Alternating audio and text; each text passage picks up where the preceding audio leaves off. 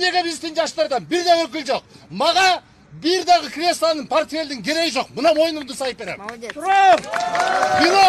Бирок, могул жерде жалындуу жаштар эртеңки күнү орустардын короосун шыбырып калбаш үчүн кайра, казактардын талааларында иштебеш үчүн биз координационный советке же жаштарды киргизебиз, же өзүбүздүкүн түзөбүз. Молодец.